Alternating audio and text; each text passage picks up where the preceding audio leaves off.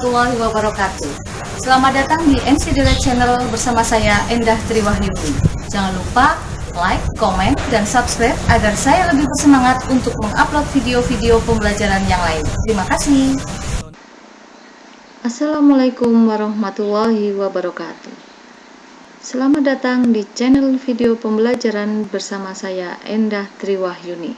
Sebelum kita mulai, jangan lupa kalian like, komen, dan subscribe video pembelajaran ini agar saya lebih bersemangat untuk mengupload video-video yang lain. Terima kasih dan kita mulai pembelajaran tentang bilangan berpangkat. Bilangan berpangkat atau disebut juga sebagai bilangan eksponen.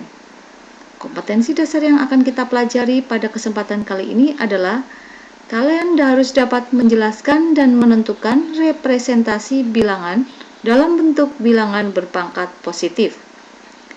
Sebelum kita mempelajari lebih dalam tentang bilangan berpangkat, kita lihat artikel berikut ini.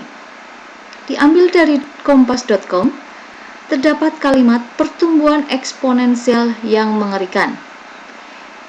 Ini adalah kasus virus corona yang terjadi di Indonesia. Dalam artikel ini disebutkan bahwa jumlah pasien meningkat 2 kali setiap hari. Jika terjadi demikian, maka jika pada hari pertama terdapat 1 pasien, maka hari berikutnya terdapat 2, 4, 8, dan seterusnya. Sehingga di akhir minggu pertama terdapat 64 pasien. Jika ini tidak dikendalikan, maka pasien yang terjangkit virus corona dapat bertambah setiap harinya sehingga pada akhir minggu ketiga menjadi 1.048.576. Hal inilah yang sangat mengkhawatirkan bagi kita semua. Untuk kegiatan berikutnya, karena pada saat ini kalian harus masih belajar dari rumah masing-masing, silakan kerjakan kegiatan berikut dengan dibantu oleh orang tua ataupun saudara kalian ya. Yang harus kalian persiapkan adalah berupa kertas dan sebuah gunting. Kertas yang kalian miliki lipatlah menjadi 2 yang sama besar pada bagian simetri lipatnya. Kemudian kalian gunting. Setelah mendapat 2 bagian, tumpuk 2 kertas tersebut untuk dilipat kembali pada sumbu simetri lipatnya.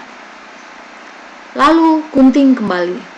Lakukan hal tersebut sampai kalian mendapatkan hasil guntingan yang kelima. Selamat mengerjakan ya. Dari hasil yang sudah kalian kerjakan tadi, coba kalian cocokkan dengan hasil yang ada dalam tampilan layar berikut. Pada pengguntingan pertama terdapat 2 buah kertas. Pengguntingan yang kedua 4 buah kertas. Pengguntingan yang ketiga 8 buah kertas. Keempat 16 kertas. Dan pengguntingan kelima terdapat 32 kertas. Dari hasil ini terlihat bahwa penambahan masing-masing pada saat pengguntingan tidak sama. Nah, inilah nanti yang akan kita pelajari berkaitan dengan bilangan eksponen. Dari tayangan artikel yang sudah kalian baca tadi dan kegiatan pengguntingan kertas yang sudah kalian lakukan, tentunya kalian mungkin mempunyai pertanyaan.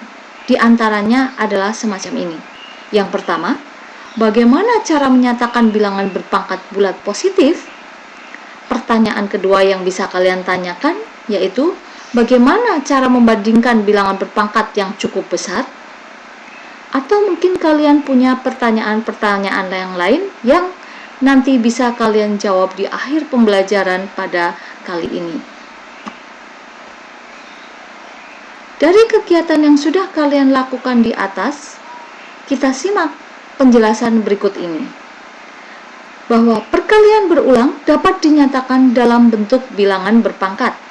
Misalnya, 7 kali 7 ditulis menjadi 7 pangkat 7, demikian penulisannya, dan dibaca 7 pangkat 2, atau 7 kuadrat.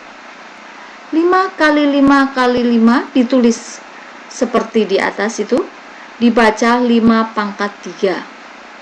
4 kali 4 kali 4 kali 4 kali 4 sebanyak 5 kali, ditulis semacam yang ada di layar, dibaca 4 pangkat 5. Jadi, apa kesimpulannya? Bahwa bilangan berpangkat merupakan bentuk sederhana dari perkalian berulang. Bahwa perpangkatan adalah perkalian berulang dari suatu bilangan yang sama. Bilangan pokok dalam suatu perpangkatan disebut basis, dan banyaknya bilangan pokok yang dikalikan secara berulang tersebut disebut eksponen. Sehingga bentuk umum dari perpangkatan adalah A pangkat N, yang berarti bahwa A kali A kali A kali A sebanyak N kali. Selanjutnya, bagaimana cara menyatakan bilangan desimal menjadi bilangan berpangkat? Untuk menyatakan bilangan desimal menjadi bilangan berpangkat, salah satu caranya adalah dengan menentukan faktor-faktornya terlebih dahulu. Apa yang disebut sebagai faktor bilangan? Bu Guru ingatkan lagi bahwa bilangan bulat A dikatakan faktor dari bilangan bulat B jika ada bilangan bulat N sedemikian sehingga A kali N hasilnya adalah B. Untuk lebih mudah, lihat contoh berikut. 2 dikatakan faktor dari 6 karena ada bilangan 3 sedemikian sehingga 2 kali 3 adalah 6. Setelah memahami tentang faktor, kalian bisa mengubah bilangan-bilangan yang sangat besar menjadi bilangan berpangkat. Bagaimana caranya? Kalian perhatikan ilustrasi berikut ini. Bahwa 648 dapat dinyatakan menjadi bilangan berpangkat. Caranya adalah dengan membagi bilangan 642 dibagi 2 menjadi 324. Selanjutnya dibagi 2 lagi. 162 dibagi 2. Hasilnya 81. Karena 81 tidak habis dibagi 2, maka dilakukan pembagian dengan bilangan 3. Hasilnya 27. Dibagi 3, hasilnya 9. Dibagi 3, hasilnya 3. Dan terakhir 3 dibagi 3, hasilnya 1. Jika sudah menghasilkan bilangan terakhir 1, maka 648 dapat dinyatakan dengan perkalian berulang 2 kali 2 kali 2 kali 3 kali 3 kali 3 kali 3, sehingga merupakan hasil perkalian berulang dari 2 pangkat 3 dikalikan 3 pangkat 4. Selanjutnya adalah membandingkan bilangan berpangkat besar. Manakah yang lebih besar antara 5 pangkat 6 dengan 6 pangkat 5? Perhatikan penjelasan berikut. Jika bilangan desimal akan dibandingkan, caranya tentunya mudah. 5 pangkat 6 dibuat merupakan perkalian berulang 5 kali 5 kali 5 kali 5 kali 5 sebanyak 6 kali. Hasilnya 15.625. Dan 6 pangkat 5 itu adalah 6 kali 6 kali 6 kali 6 kali 6 sebanyak 5 kali. Hasilnya 7.776. Kalau sudah menjadi bentuk angka desimal, tentunya mudah untuk membandingkannya. Di situ terlihat jelas bahwa 5 pangkat 6 hasilnya lebih dari 6 pangkat 5. Akan tetapi kalau bentuk pangkatnya bilangannya cukup besar, bagaimana cara membandingkannya?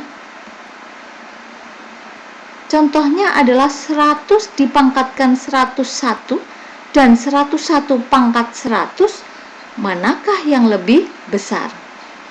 Tentunya kita tidak bisa mencari hasil perkalian berulang dari 100 pangkat 101. Hasilnya akan banyak sekali Kalaupun menggunakan kalkulator juga tidak akan mencukupi. Lalu bagaimana caranya? Nah, mungkin kita bisa membuat dengan pola yang sama. Kita buat dulu bahwa 3 pangkat 4 itu nilainya lebih besar daripada 4 pangkat 3. 4 pangkat 5 nilainya lebih besar dari 5 pangkat 4. 5 pangkat 6 nilainya lebih besar dari 6 pangkat 5. Lanjutkan untuk melakukan percobaan beberapa kali lagi agar lebih meyakinkan hasil percobaan kalian.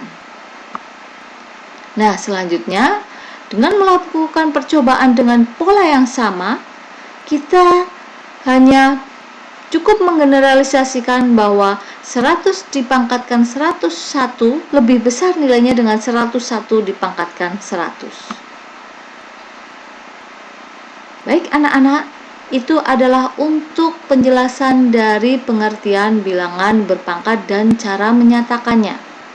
Sebagai latihan, silakan kerjakan 3 soal berikut ini.